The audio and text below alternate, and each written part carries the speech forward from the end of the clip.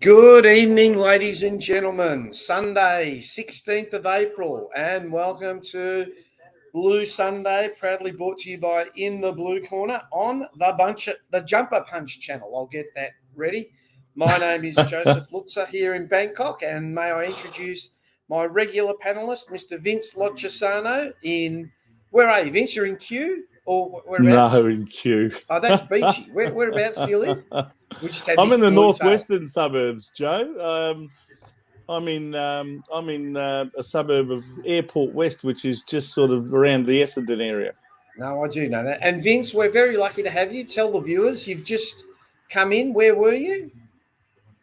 Well, I've just come back literally about 10 minutes ago from Adelaide because Tanya and I headed off there, and we spent a couple of days with none other than Rocco Stinetti from the Jumper Punch and his lovely partner Tan. And yes, we had they actually headed back on Friday night, but Tanya and I stayed on for another couple of days, and we've only just returned back from Adelaide. Now, Vince, as you know, here at Blue Sunday, we have spies everywhere, okay? And yeah. I've been sent a picture of you and Tanya at the football, right? Mm-hmm. Yes. That's Tanya with the Essendon mascot. Yes, at the Essendon game. So that's not you in the mascot outfit? No, Can we confirm that? Not me. Yes. That's not you. Definitely not me. Look at the likeness. No, I don't think so. He's you. A lot better looking. Okay. He's a lot better looking than me. Well, Tanya looks happier in that photo than she does with you. Yes, definitely. She was a very happy girl yesterday after watching her Bombers beat Melbourne, the Demons, who I thought were just about certainties to win that match. But there you go. You can be wrong. And they got rolled. Now, Vince, as you know, you've been in Adelaide. I've been celebrating Thai New Year. And congratulations. And the Greeks have been celebrating Greek Easter. Yeah, and I'm just going to show Orthodox people. I'm going to show the viewers exactly what happens during Thai New Year. This is a 30-second clip. Mm-hmm.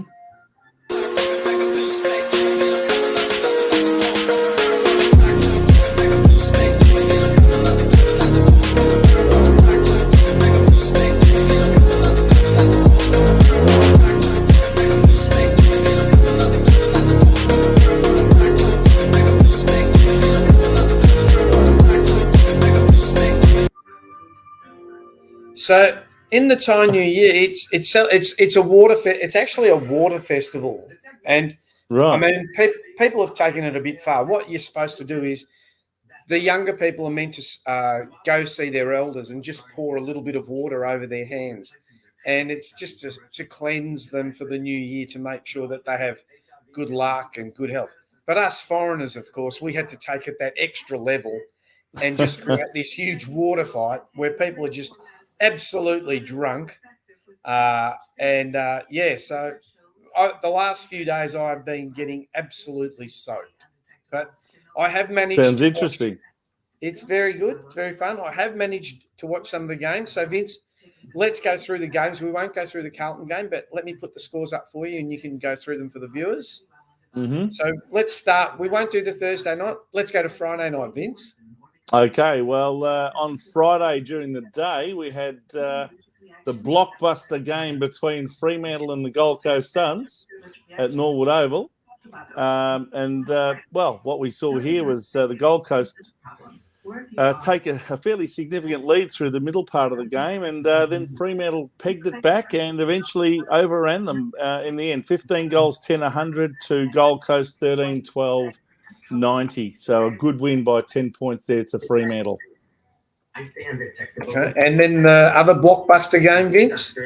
Yes, then we had, of course, the Friday night game between Richmond and the Sydney Swans at the Adelaide Oval, and that was on Friday night. And, of course, here we saw the Sydney Swans 18-14, 122, comfortably defeat Richmond 11-12, 78 in the end. It was a comfortable victory by 44 points, but really it was a lot tighter than closer to that, wasn't it? That game. Yeah, I think Sydney just ran away with it and Richmond And ran out of legs in the end, yeah. then we go to Saturday. Vince, go through the scores for us, please. Yep. Over in the Adelaide Hills, good to see a game held over there at Mount Barker. The Brisbane Lions really exerting their authority. 22 goals, 20, 152, 42 scoring shots. Whoa. To North Melbourne, 12-5, 77. Could very well have been a victory by well over 100 points, but for Brisbane kicking a lot of points. So 22-20, it's a huge score, 152. We don't see that very often. So big win to the Brisbane Lions. Then, of course, we had the game in the middle of the day between Essendon and Melbourne, the first of two games in succession at Adelaide Oval. Very happy. Let me start that again. Very happy Essendon supporters, very happy Bomber supporters. 15-14, 104, taking Melbourne by surprise. 11-11, 77. So I don't think too many people saw that one coming.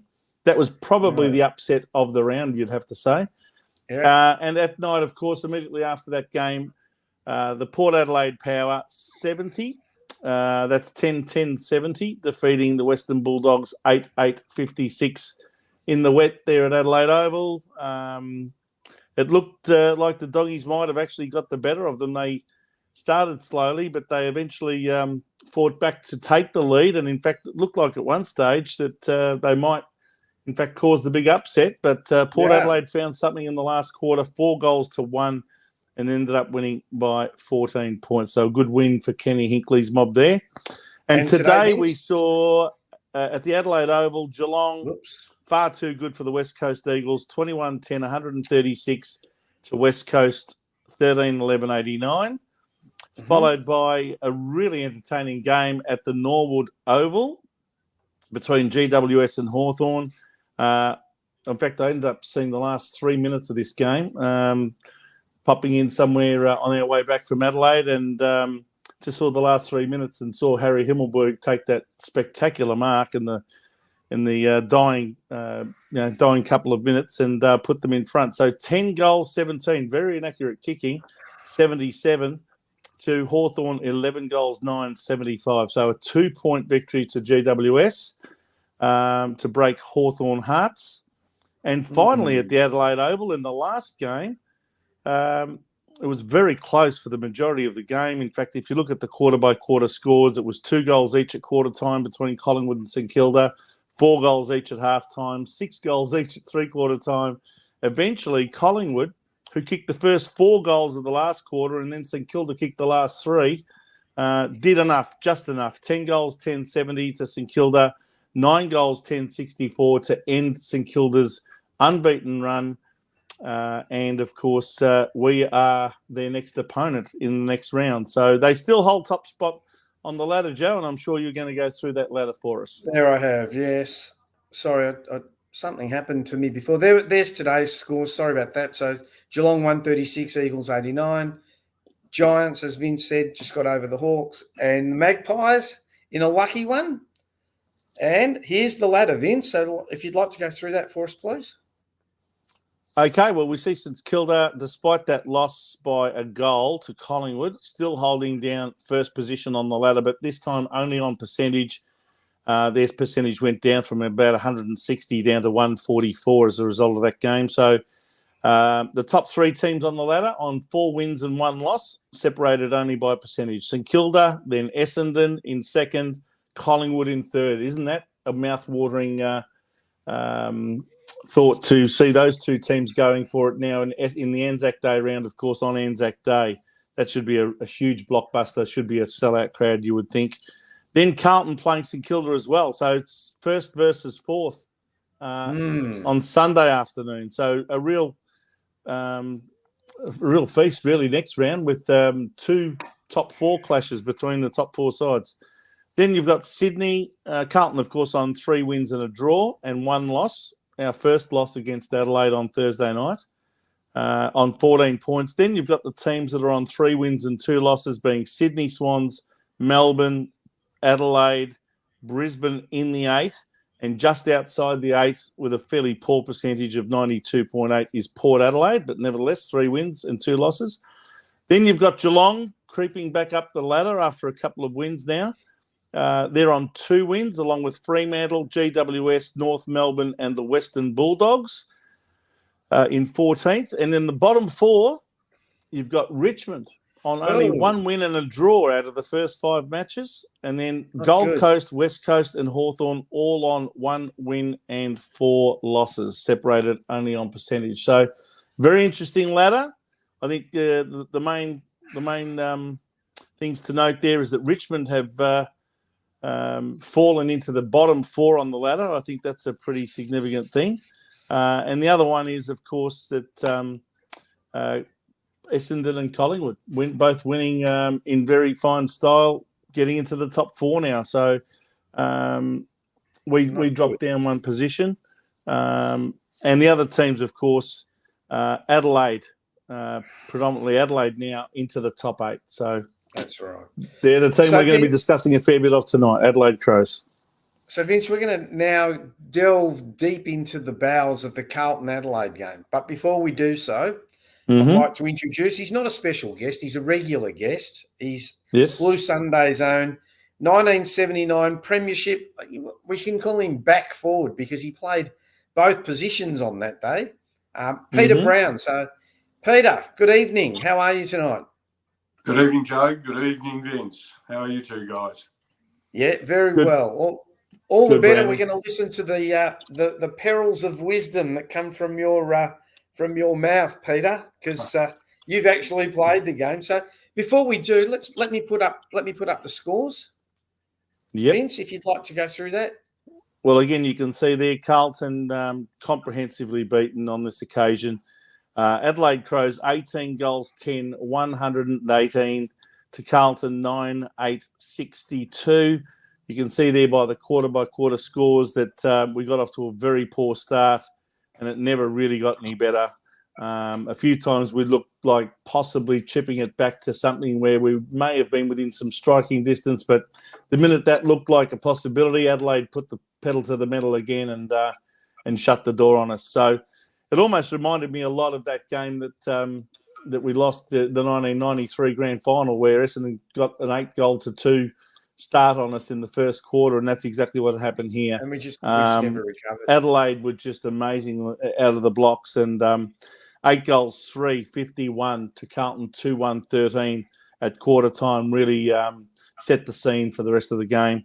In the second quarter, we pegged them back a little bit. We kicked 3 goals 3 to 2 goals 2 in the second. That was probably our best quarter.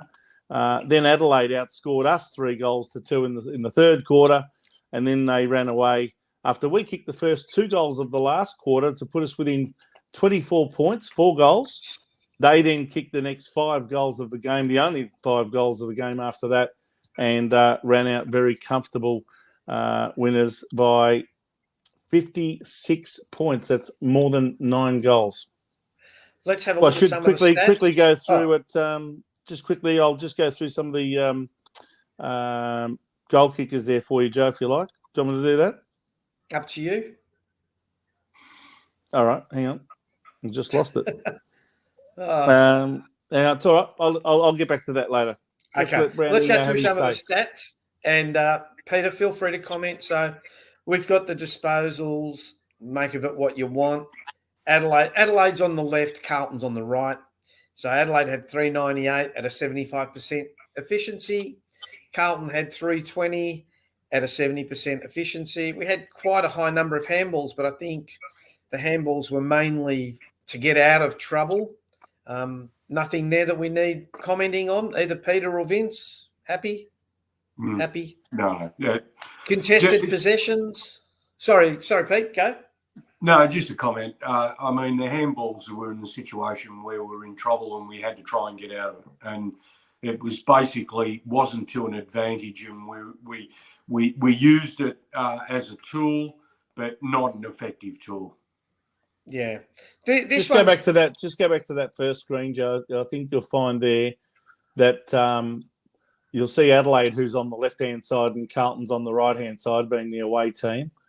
We got absolutely smashed. I mean, that's 400 possessions to 320. That is a huge discrepancy in disposals. They just control the ball for the vast majority of the game. You'll see that the kicks and handball ratios are pretty similar. They were more effective with their disposal efficiency. Free kicks were basically even. And I think you'll find that they just won the ball more consistently and far more often throughout the entire game.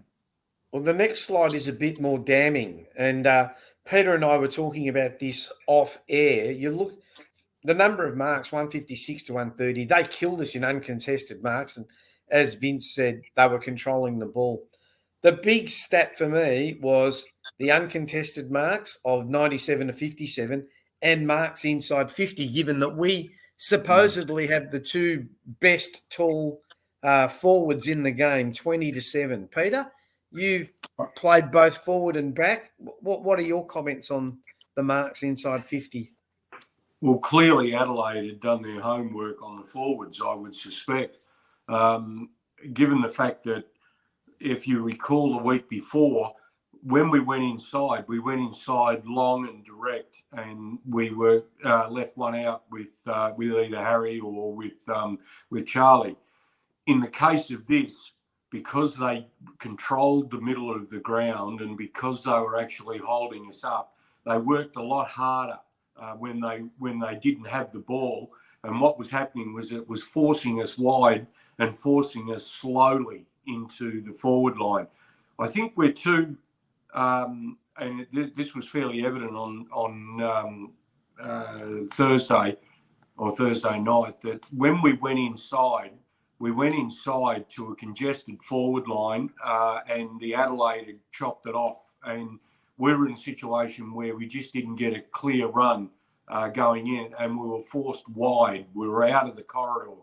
And as we all know, when you're out of the corridor, it's easier to defend than what it is when you're in the corridor, because you've got space around you. Let's move on to the next stats. Around the ground, hit-outs. Clearly missed Pitnet once he went off with the eye injury. I'm not sure about the update, where he's at, what's happening.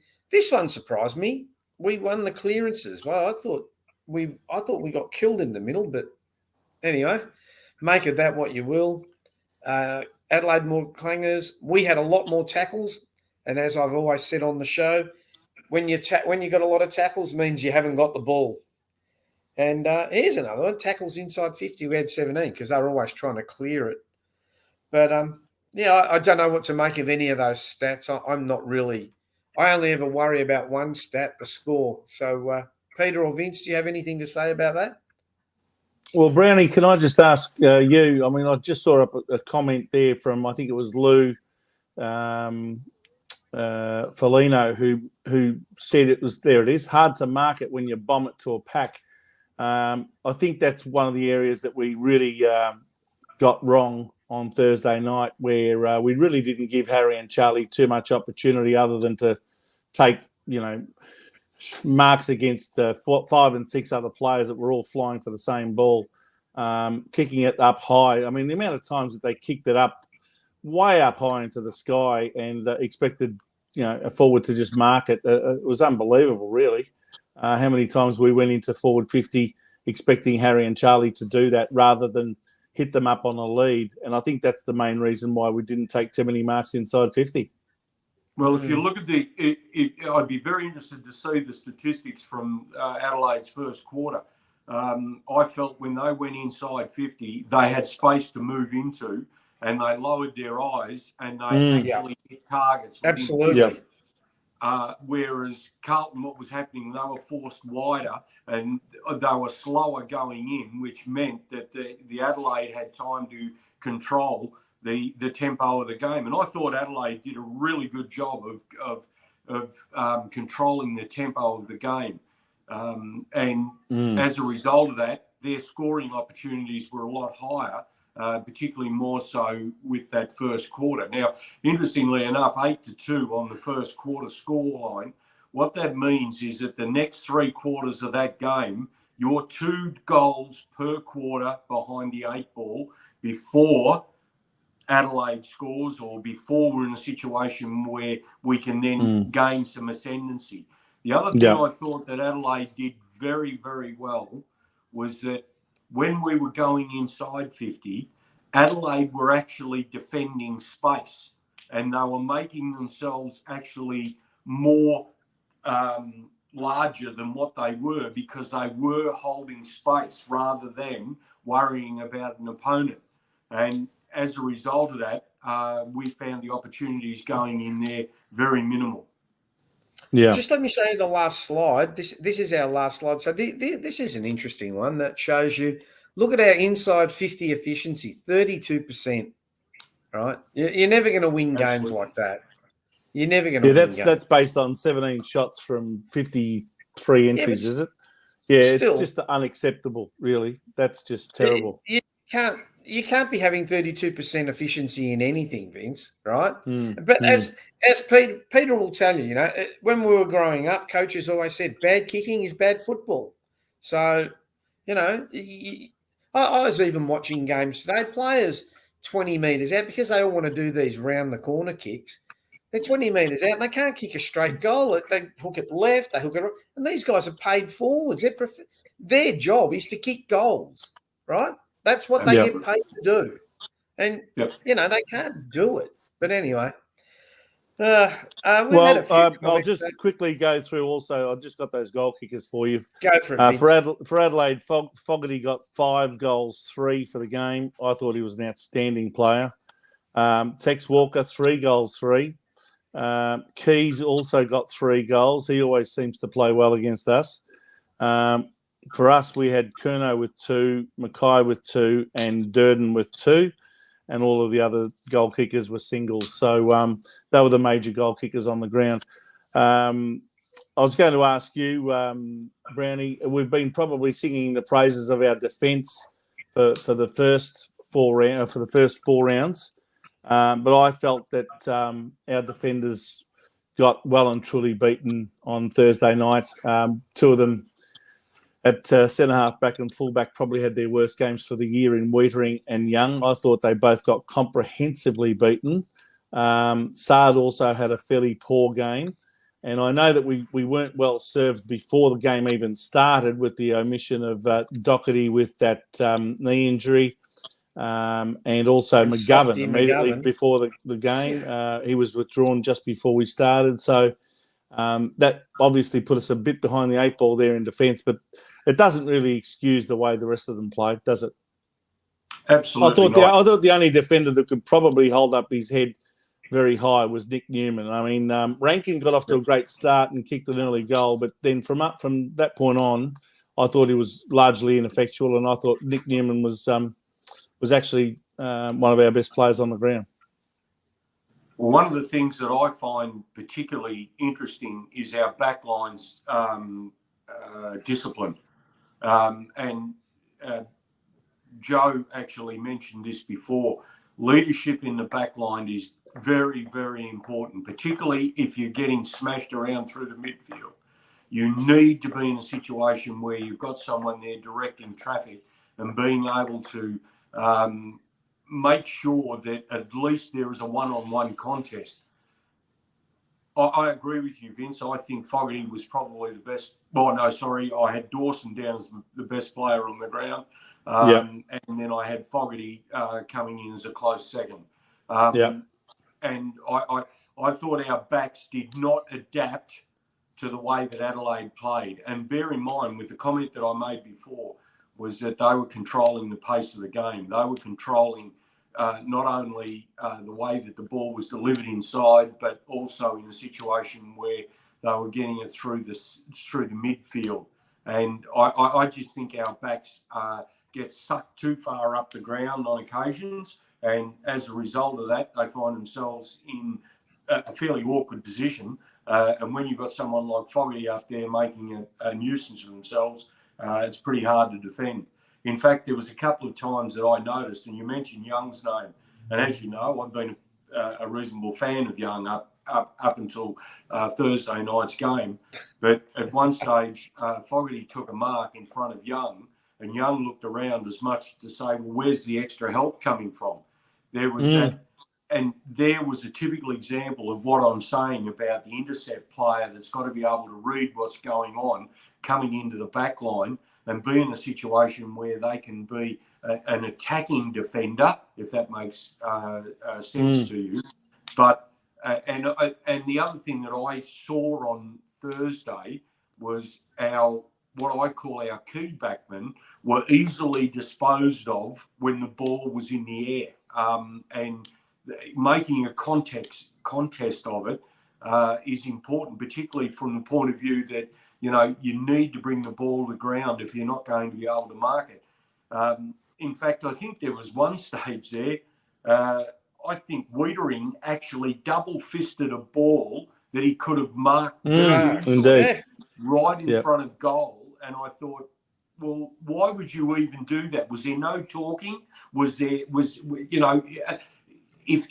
you've got a back line that's cohesive, they're going to be able to tell who can go and who can't go for the ball. And in the case of Wiedering, he was the only one up. And I think he panicked. I seriously do think he panicked. Perceived pressure, I think they call that. Can I also just... Peter? Oh, sorry, Joe. Yeah. No, it's all right. I'll just sit here. That's okay. Go. No. Go for your life, Joe. What? No. I was just going to say, before you joined us backstage, Peter and I had a discussion. I left this up for a while, Peter, hoping you'd see it. We talked about discipline and leadership. Do you want to go say what you said to me before? Don't have to name names, but what were you saying about the discipline and leadership at the club? You were saying it's pretty non-existent, really. Well, I'm in a situation where the first notes I made about the game was we were outplayed. Well, that was obvious. And I thought we were out-coached on the night, to be honest with you. Discipline was lacking. Leadership wasn't there. And the other thing that I think is really important is the commitment. Now, as Joe indicated to me earlier on when we were having a discussion off air, no one goes out on the ground and, doesn't want to try. But there are things that you can do. For example, Adelaide scored, I believe, at least 3 of their goals from backmen coming through the centre of the ground when our forwards weren't putting pressure on them. So the job is that if you are a forward and you have a backman that's an attacking backman and they're running off you, the next time that even occurs, you've got to be alongside him, or you've got to be in front of him, or you've got to stop him. It's your job to stop that creativity out of that line. But we didn't. We lacked the discipline there. We lacked the commitment to actually avoid this type of thing from occurring. That's a mortal sin. Forwards become backs when they've got the ball. Now, what was happening was that our forward line, and I'm going to go right across the board here. If we don't have the ball, they're not interested. They're not in a situation where they want to work hard. Adelaide worked hard both ends of the ground. They were that's what caused half the problems of us not being able to go inside 50 with an efficiency that we needed to be able to score. Now, that scoreboard pressure that was put on us in the first quarter, I think, honestly, their heads dropped, and I think that they were in a situation where they, for some reason or other, they didn't believe in each other. And I made the comment to Joe earlier on when we were off air. If you have a look at Adelaide's game was based in and around working hard for one another on the ground. And I think that if you look at the Carlton side, and this you could go back right to the start of the season, we're not working hard enough for one another. We're not actually in a situation where, being able to encourage one another or, give one another a serve if it's required. And the issue is, and Lee Matthews made some comments prior to one of the games that he was commentating at, and he made comments on Carlton. And the two comments he made was discipline and leadership.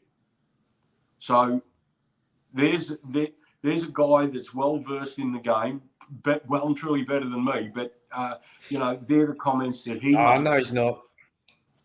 In that situation. Now, the other thing that I find really, really annoying and frustrating was that we were nearly at full strength, right?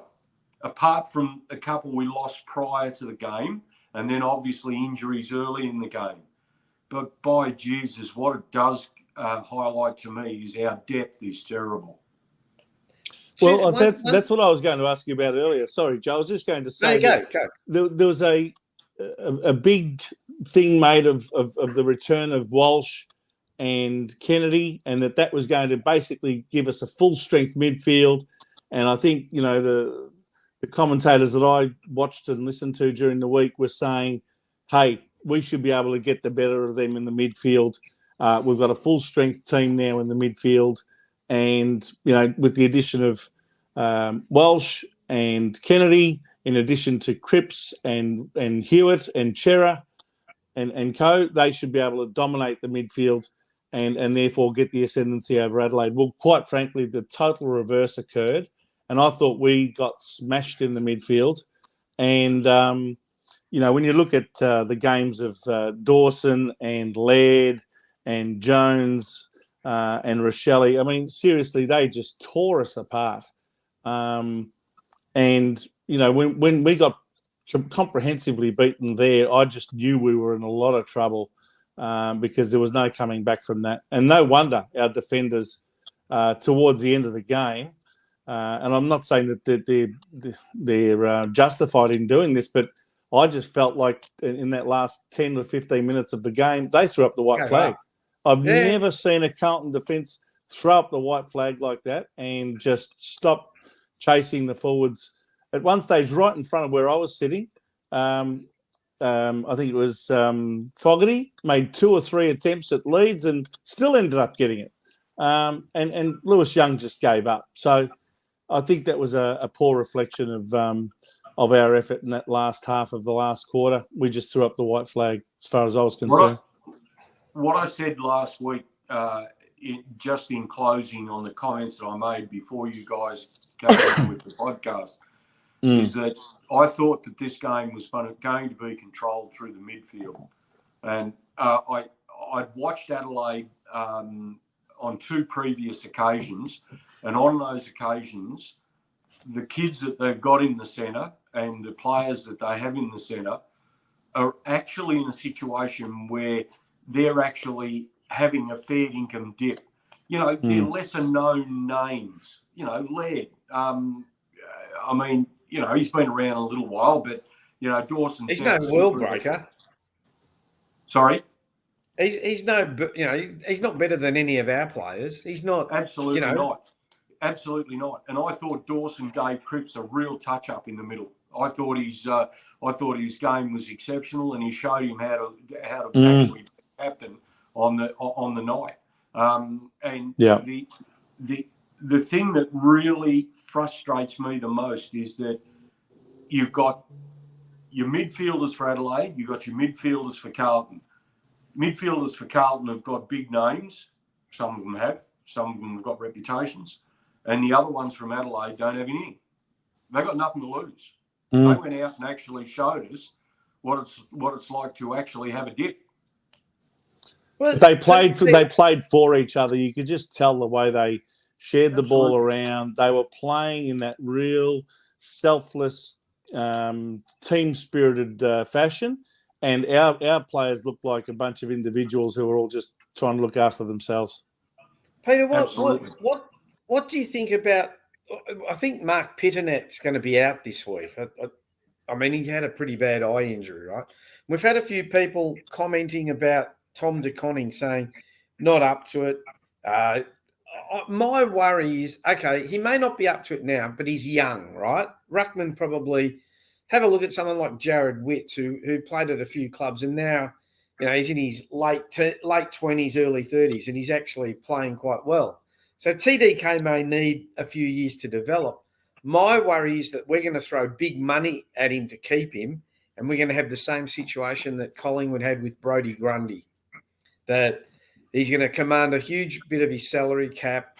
What do you think we do there? I mean, let's face it, Pitternet or Pitternet, whatever you want to call him, he's not a world-beating ruckman. And now that he's out, do we play that Murkoff who's like 7'2" and gets He averages 50 hit-outs in the twos and about one kick. So what do we do you think? You can't keep playing Jack Silvani.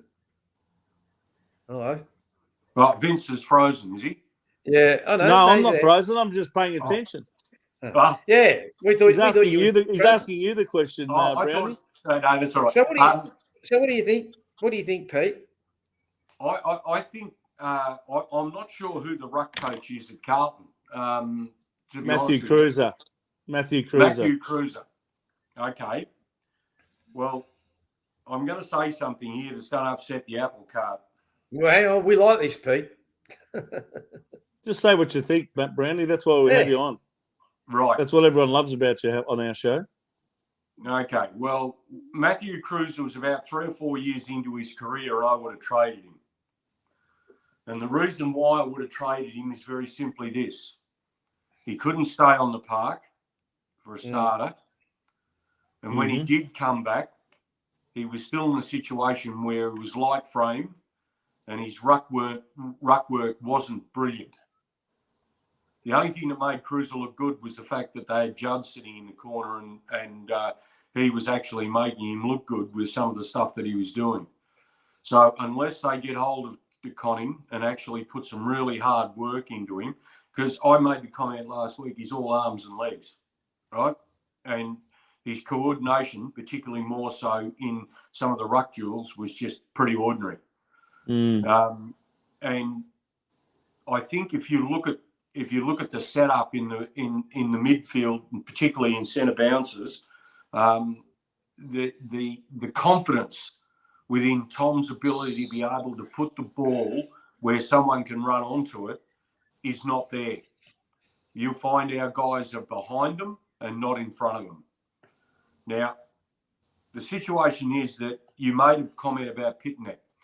Whilst Pitnet's never going to be a world beater, what he is he's a big-bodied bloke that can actually contest, particularly more so around the ground.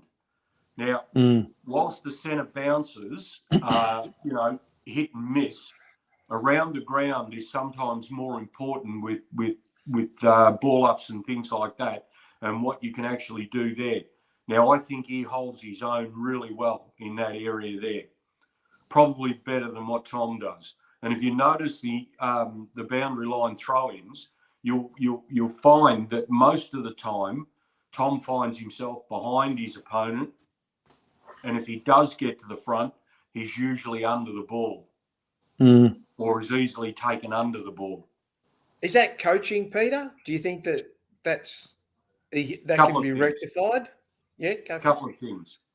First thing is I think that he's got to get some meat on his bones, right? And they've got to build him up, strengthen him up a bit.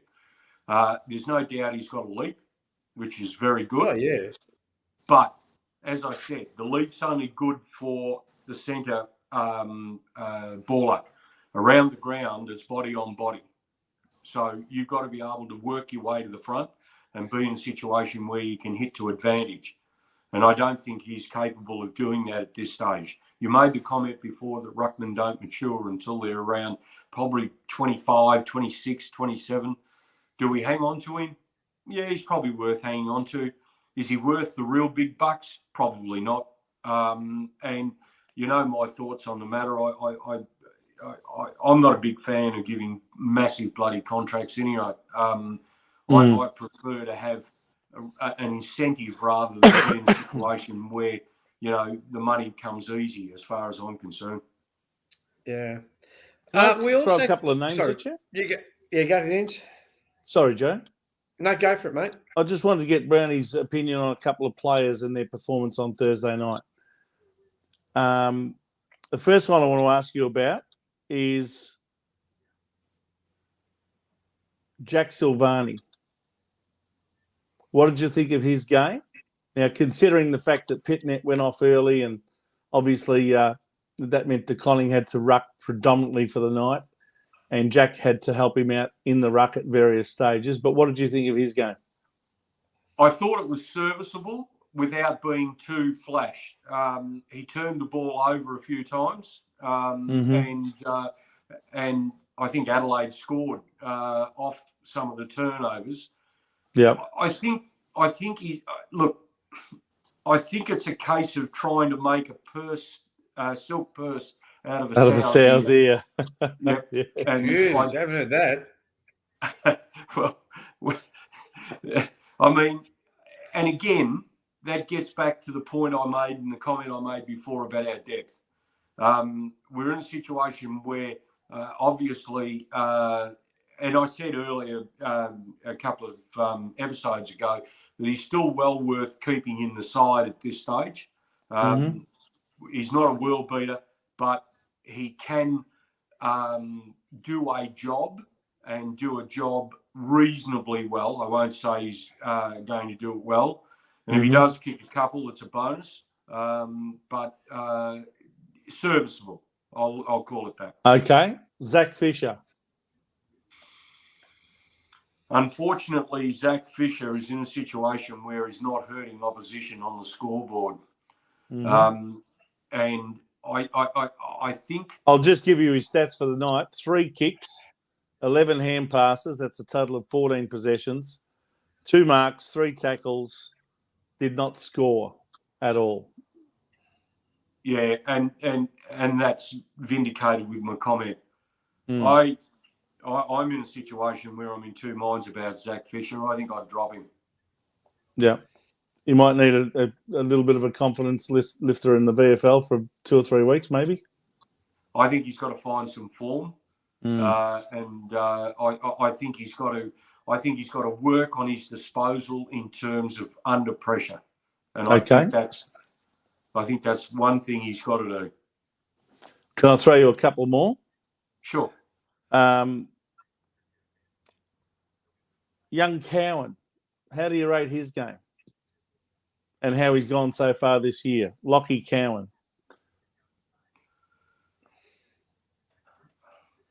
I think Cowan's in a situation where he's caught between the rock and the hard place, to be honest with you. I think he's been sent out to do a job, and that job is to nullify rather than be an attacking type player. And I think, and I don't know his background, so I don't know whether he's predominantly a back or a forward, even though they're playing him down back.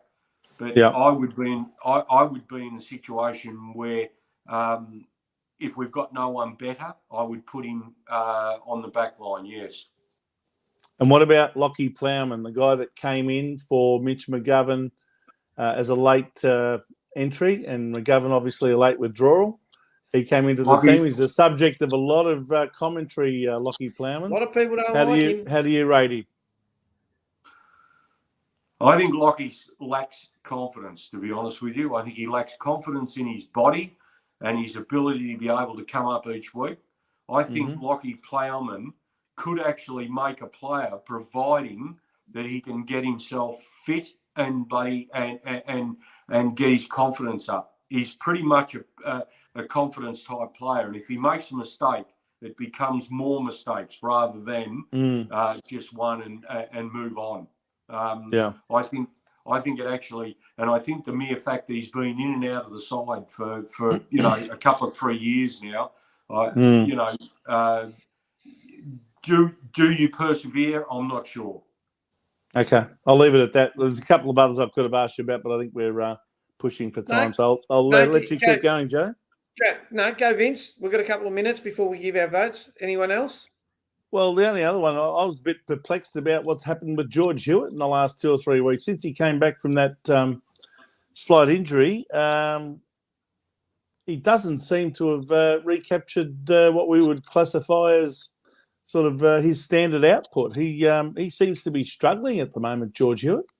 I think he's still got a broken hand. Well, should they be playing him if he's not right? Well, that's the other thing. I mean, who knows what they're telling him? But if you have a look at his hand, he still favours the opposite hand. So, well, I don't know why you would play him then if that's the case. If he can't do his job properly, what's the point of having him out there? I'd rather give a Chincotta a game or one of the other boys who's been playing consistently well in the VFL. But, I mean, if he's not right, he shouldn't be out there, should he? No. Well, I thought that Hewitt's job last year, I thought he did a ripper job. He was a part of that midfield, which was looking really, really strong. But I don't think he's got confidence in his hand. I just don't think I think he's hesitant, and I think he's protecting it. And as a result of that, now the comment that I would like to make, guys, before you actually do move on, is very quickly this one. Yeah. One of the notes that I made, which was unusual for me because I usually wing it, is we have, in the last couple of weeks, we have become progressively worse as a fumbling team. We're not clear. We don't get clear-cut possessions. What that does is it allows the opposition to have more of a run at you rather than being in a situation where you've got it and go.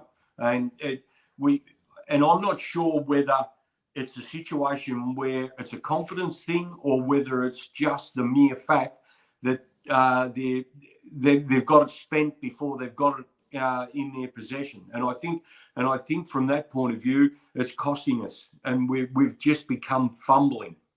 Yeah, we noticed that on Thursday night. I was there with Rocco and watching the game from the second row, and honestly, the amount of fumbling of the ball at the first time of trying to grab it was incredible. How many times we weren't clean with that football, and I don't know whether that's perceived pressure that Adelaide put on us, or whether we're just we need more work on our skills. I don't know, but we seem to be very, very fumbly. Two types of pressure. There's opposition pressure or your own pressure. Right, and I think sometimes your own pressure is worse than the opposition pressure. And they're in a situation where they're not clean, they're not picking it up cleanly, they're not disposing of cleaning, and as a result of that, we're making huge mistakes, particularly in that area. Yeah. Peter, all right. Do you think also that there's not much pressure coming from people in the VFL? You know, like normally you've got someone trying to push you in for your job, or, like Dow, O'Brien, these sort of players. Kemp, another high draft pick who just don't seem to be coming along. And I don't know, what is it, the club? Is it the development? Is it the people we pick? I just don't get it. Well, it's an interesting point that you make. Good sides have players that are ready-made to step into a role. And you mentioned Plowman before, right? So they brought him in because McGovern was a late withdrawal and stuff like that. But he's not ready to go when he steps into the breach. And that's where the problem's lying. These players aren't putting enough pressure on the 23 or 4 players that take the field each week. And as a result of that, they get reasonably comfortable within their own skin. You made the comment before, Joe, that sometimes Harry looks interested, right? Because, he's either on or he's off. I would rather have a player that makes mistakes but is trying his guts out rather than be in a situation where he looks like he's just, I'll just amble across here and do that, and might take a grab here or a grab there, and that's my job done for the night. No, it's not. No, it's not. I've got a comment to make later on about a couple of things, and Vince has got a new segment of which I think will introduce into the format. But I just think that and I can only speak from back when, when you've got players that are playing well in the ones, and you've got players in the twos that are pressing for selection, the players in the ones are the ones that really have to perform week in and week out. You're only as good as your last week. So if you're in a situation where you're trying to rely upon your reputation, you're in the wrong game. So, Peter, you made a point there. Let's go to this new segment. I'm just going to play something. Beautiful kick from Brown. That's a magnificent kick. Look at that. He was inside the centre square when he kicked that for a goal. We've called it, and there he is, he is. The big high flyer, Peter Brown, in that shot with the new segment that we've called Brownie Points. And this is where Peter Brown gets to choose a Carlton player that he identifies as someone who's going to get his brownie points for the week for a good game. It might not be the highest possession winner. It might not be the biggest goal kicker, but a player that he's identified that he believes fulfilled his role to a large degree. So who's going to be our inaugural brownie points winner this week, Brownie? Go for it, Pete. Okay, well, as you are aware, in the first quarter and a half, Laird was absolutely destroying us out of the middle, right? Yeah. Killed us. I believe at halftime they made a change, and Sarah went on to him in the midfield in the third quarter. Now, for my first segment for the year, whilst it was a bit of a toss up between Newman and Sarah, so I'm going to give it to Sarah. Only purely and simply because of his nullification of Laird out of the middle there, and he actually picked up some possessions himself in the third quarter. So my brownie point goes to Sarah for the first week. There you go. Now, and you can just tell that Brownie is the only one of the three of us who's not Italian because he didn't pronounce it Chera. It's actually pronounced Chera, Brownie. Cerra in Italian is Chera. But he knew that. He just wanted to see. He wanted to see if we're picking up. Before we get to the votes, Peter and Vince, one name I want to throw up. Either of you can comment.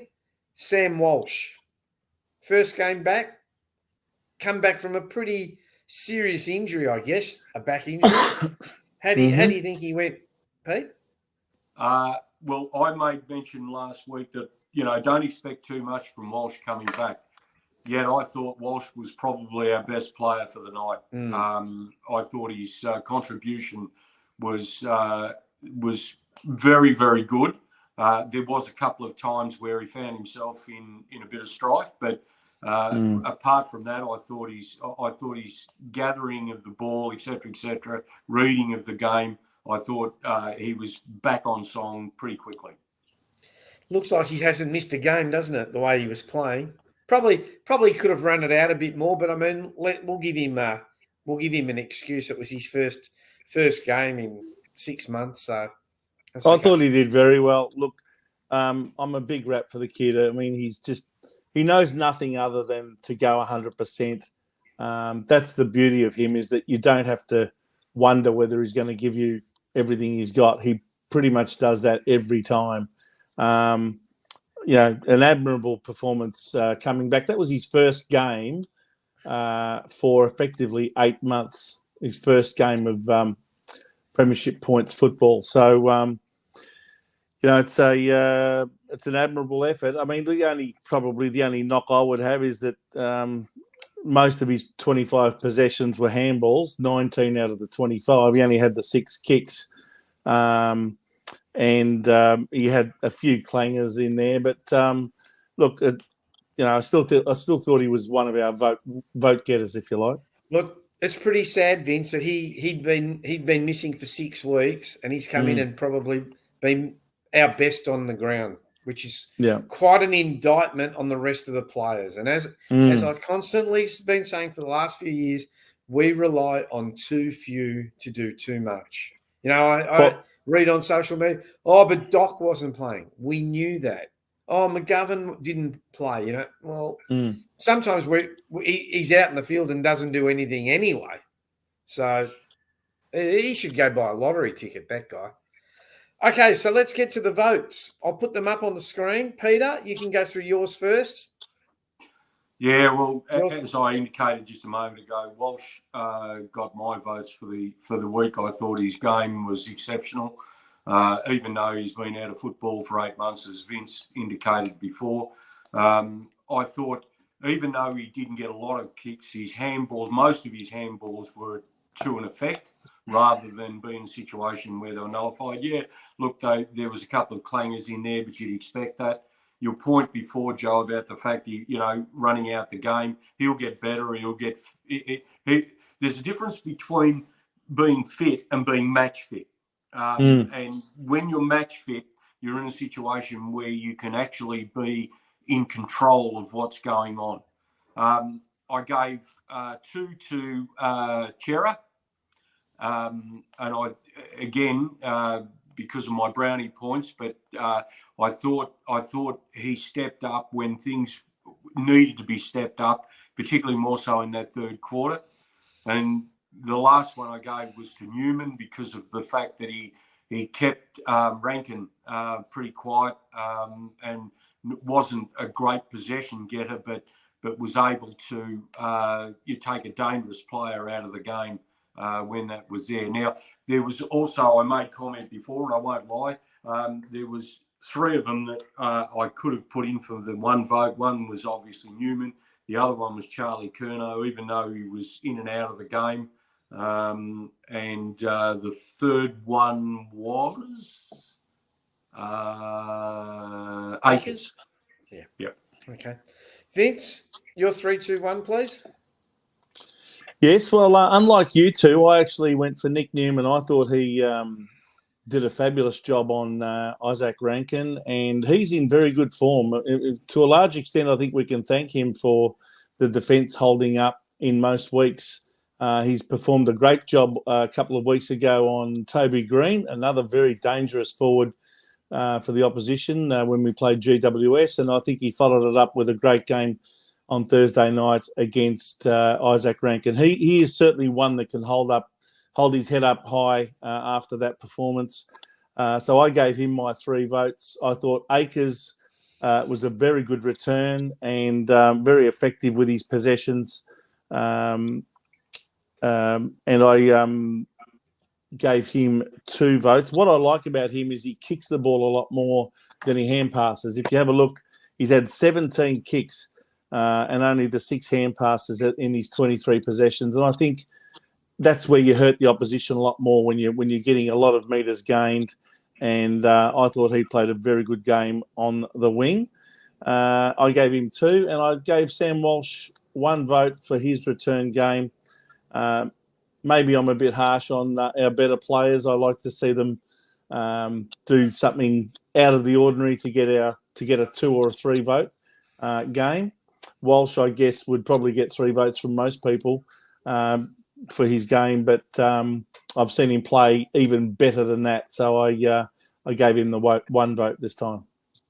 Okay, and like special mentions also, by the way, to Chera, and also I thought even though his possessions weren't the best, I thought Ed Curnow wasn't our worst player. Well, funny you should say that. I've given 3 votes to Sam Walsh. Clear, and I must admit I struggled after the 3 votes. I thought Sam Walsh was clearly our best player, put in 100%, and for a first game back, I thought it was good. Ed Curnow, it's quite sad. He's 30-something years old, 32, 33 years 33. old or something. 33. And, was he our highest possession getter? I think he was. I was just trying to check it. No, Walsh was 25. Akers and Chera and Curnow all got 23 each. Yeah. Well, it's what quite he did sad get was he got eight tackles. That was equal second highest. And that's quite sad that we have to rely on Ed, who's probably nearing the end of his career. I thought he was very serviceable without being fantastic. And Blake Akers, who I think has been a great pickup for Carlton. I'm seeing it. Gina and Lana are talking about Ollie Hollins. Yeah, look, he played okay. I don't think he was in the best. He's young. He's still making. Do you know what's really? This is what's really sad. You've got I think he's just 18, right? Before the game, he's all excited and pumped up and getting them all revved up. And you got the other bloke sort of just look like, we're here for a holiday. I mean, I knew something was up then. I thought it was very, very, very sad when the most excited player is 18 years old and showing it. But anyway, that's our lovely team. And the leaderboard.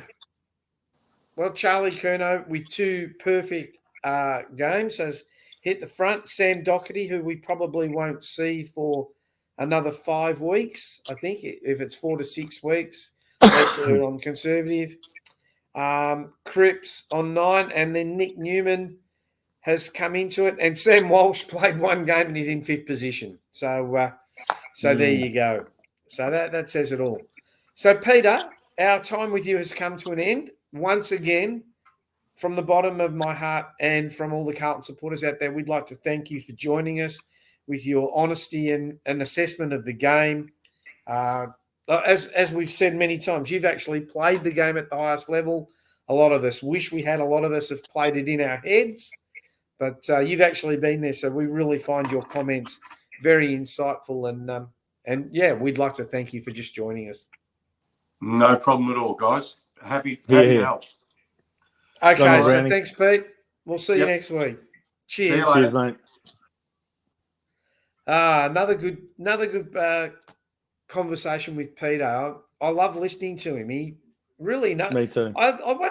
He probably could go up there and be a coach, but he probably got better things to do with his life. I don't know. No, I think he's got a really good handle on AFL football, and even though his career was back in the mid 70s to early 80s, he seems to have a very good handle on how the game's played today, and I find his comments very worthwhile listening to, and he often educates all of us on some of the things that we haven't maybe thought of from a past player's perspective anyway. So now comes time for the frivolity, Vince. And it's by the way, before we go to the frivolity, I should mention to you that our VFL team had its 2nd victory in succession. Yes, in beating Richmond on Friday night in a fairly low-scoring game, 9-14-68 to 8-11-59. Early on, we were a bit behind, but then we caught up and had a 2-point lead at 3-quarter time and went on to kick 4 goals to 3 in the last quarter. And, ended up taking the points there against the Tigers. Kale and Ronke got 2 goals each, Crocker with 1. And then the AFL listed players of Dow, Fogarty, Lemmy and O'Brien all got 1 goal each. So I guess the important stats that most Carlton people would probably want to know is the best players for the Blues in the VFL. Chincotta, 37 disposals, 25 kicks and 12 hand passes, 8 marks, 4 tackles. Have to be best on ground performance, you would think, and it'd be a big chance to be elevated maybe for his first game next week. Brodie Kemp, another player that has been touted as a potential halfback for us. We decided to go with Plowman. The alternative would have been to play Brodie Kemp. He got 31 possessions, 24 kicks and 7 hand passes, along with 11 marks.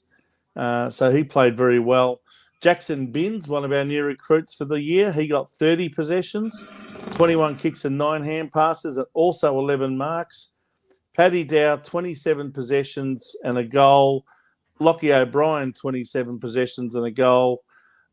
Sam Durden, 26, and they were the main contributors on the day. So the VFL team played well. I think there will be some players putting their hand up for an opportunity against St Kilda. Okay, so I'm going to rate. If you see me not here, I'm trying to put some lights on. I thought my girlfriend would be home by now. It's gotten very dark here very quick. We can still see you, Joe. Oh, we can still see your attractive face. Well, then I better turn the lights off. So now it's time for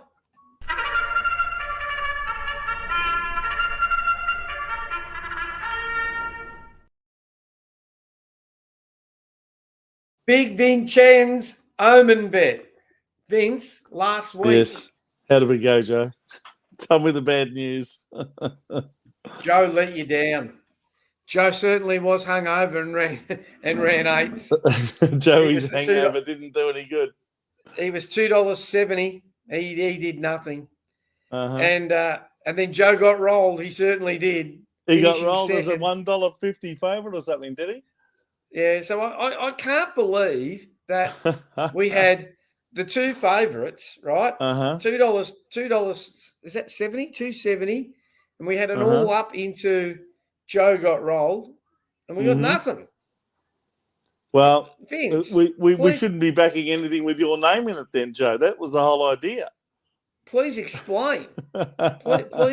please explain what happened. Well, we went for two horses with your name in it, Joe, because we talked about how you'd had a few drinks and did a few promos, and you weren't too crash hot in those promos. So Joey's hangover was the basis of that one, and then Joe got rolled as well. So you did get rolled. Anyway, no good. So let's worry about this week, shall we? So this week you've gone for Ararat Harness.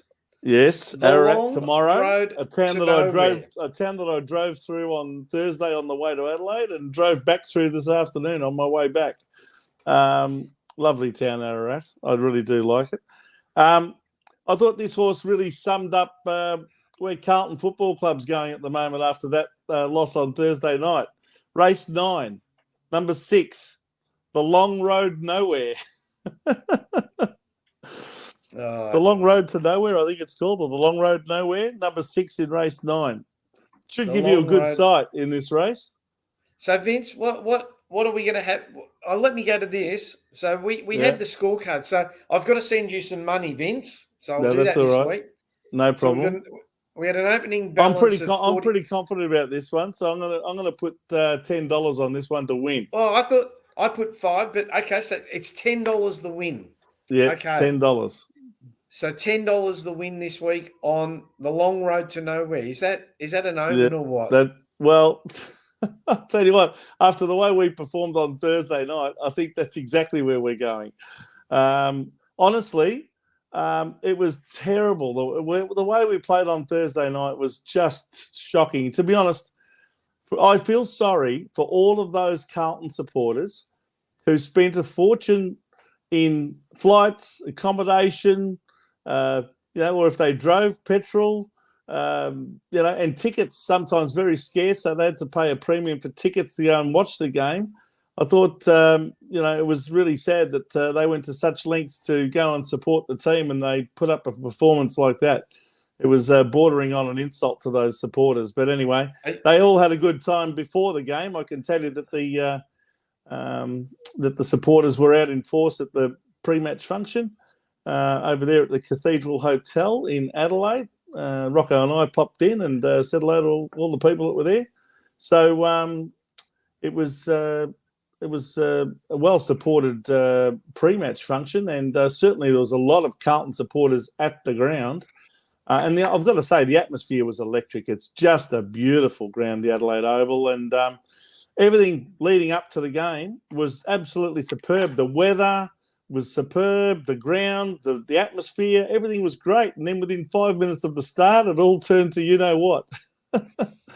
But in all seriousness, it was, in fact, if you're a neutral supporter and not a Carlton supporter, it would have been an absolute pleasure to watch a team who's very well drilled, very well disciplined, and really going places, put another team that's allegedly all of those things, put them to the sword. And that's what Adelaide did. Let's be honest. Let's call a spade a spade. They absolutely showed us a clean pair of heels, and we've got a lot of work to do. We've got a lot of concerns, and they really showed up every weakness that we had. We forgot to get a tip for next week off Peter Brown, so that's not good. I thought that was a bit premature when you said goodbye, but anyway. Yeah, but that's okay. That's all right. That's okay. Maybe he can tell us during the week, and we'll tell everyone tomorrow, next week, before we get the show started. Vince, what's your tip for the week? Carlton. Well, we play St Kilda. Yeah.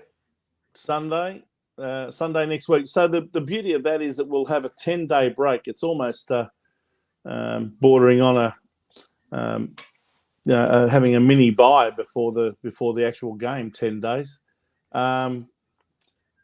Look, I think that will serve us well so that we can get over any of those niggly injuries when you have a decent break. Interestingly, we went into that game on Thursday night with a 6-day break and Adelaide a 5-day break. And yet look at the way they played. Unbelievable. So I think St Kilda having come back to earth a little bit today will probably have served them well because it bursts their bubble a little bit and they'll learn a lot from that game. I think this will be a very, very close contest. I can't see it being a blowout for either side. Look, I'll tip Carlton to come back and turn the tables. Carlton by 8 points. Well, I wish I shared your enthusiasm, Vince. We have to come back. We have to. I know we're all entitled to one bad game, and let's hope that was it. Mm-hmm.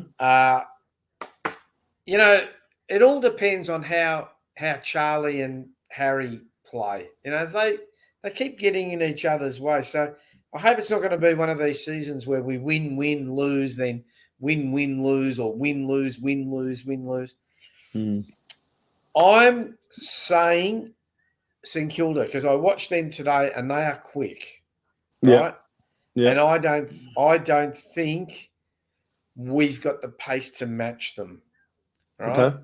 And if we turn up like we did on Thursday evening, it'll be another debacle. Let's hope that they don't. Lou's saying they have to win, and Lana's saying, Saints on the rebound. Well, if we don't improve on what we did Thursday night, anyone would beat us. But I just think that there'll be a lot of soul searching going on this week, and there'll be a few players' positions on the line, and even a few reputations on the line if we don't turn it around against St Kilda.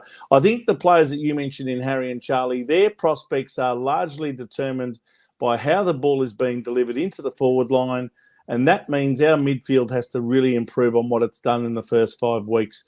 Let's be honest, our midfield has not been firing on all cylinders for the first 5 weeks of the year. And the worst of those 5 weeks was on Thursday night. So they have to find a way to operate better as a unit. Hopefully, they'll learn from the experience against Adelaide. And hopefully we get some players back in defence like McGovern. I think that was an important out because it meant that we didn't have that intercept defender that he provides. So hopefully he'll be back. But nevertheless, we've got it all ahead of us. I'm just having a look, Vince. What next week's game is on Sunday.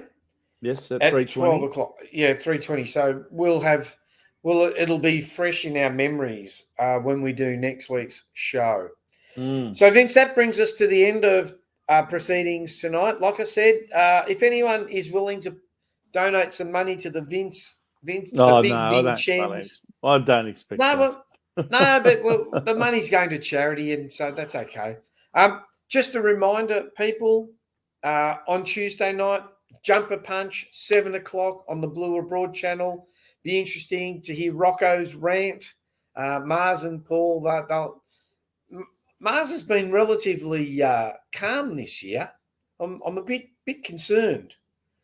This could be Mars the volcano. made a prediction last week on the Jumper Punch that he suspected that Carlton would be in trouble against Adelaide. And I remember Paul, his cousin, basically dismissing his comment like, don't worry about it. We'll easily win. And Mars said, look, I don't know. I just don't think so. And he said, you're going on like one of those Kool-Aid drinking Carlton supporters thinking that we're a shoo-in. He said, I don't know about that. So it'll be interesting to see what the exchange is like between those two on the Jumper Punch.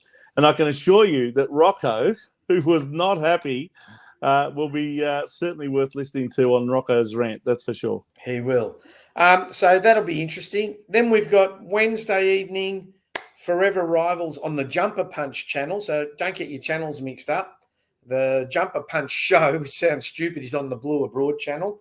And then on Wednesday at 7 o'clock, you've got Forever, so F-O-U-R, not F-O-R, Forever Rivals, where you've got The guy from Collingwood, Richmond, Essendon, Carlton. The only one I can remember is Manny from Collingwood because he's such. I don't even know if he goes to the football. I don't even think he knows what's on, but that's at 7. Yep. You got Mark is the Essendon supporter and Quinn is the Richmond supporter. So, yeah, all good banter between the 4 boys.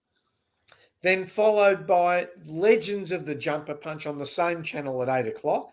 So there's a couple of hours. Do we know? And that's a special interview. I'll allow Rocco to talk about that on the Jumper Punch, and I think you'll find that there'll be a promo about that comes out tomorrow all over the social media channels like Instagram and Facebook, etc. I saw last week's with Glenn Manton. He's a very interesting cat. Yes, certainly a little bit out of left field, that's for sure. Rocco was trying to get him about going to the Pinnacle. He goes, "Oh, you're really concerned about this premiership, aren't you, Rocco?" That's quite funny. So Tuesday night you got Jumper Punch. Wednesday you got Forever Rivals at 7, followed by the Legends of the Jumper Punch. I'm sure it'll be some Carlton legend from the either 70s, 80s, or 90s. And then next Sunday at 8 p.m. you've got me and the big Vincenz, and Peter Brown looks like he's going to be a regular, Vince. So that's a good get for us. I really appreciate it. So guys, don't forget to hit like, subscribe, tell your friends. Anything that you want to finish up on, Vince? Well, I think it's been a fairly comprehensive show, Joe. So I think we'll leave it at that and look forward to catching up with everyone next Sunday night at 8 o'clock for another edition of Blue Sunday. Same here. And a couple of hours after we hopefully beat St Kilda. Vince, we normally play the Carlton theme song, but I've decided that we'll only play that when we win. Right? That's exactly right. That's what I would do. So tonight, I was going to get something more somber, but I thought, no, we'll just end the show. So until next weekend, it's goodbye from me and it's good night from him, everyone. Good night. And we'll see everyone next week. Go Blues. Go Blues.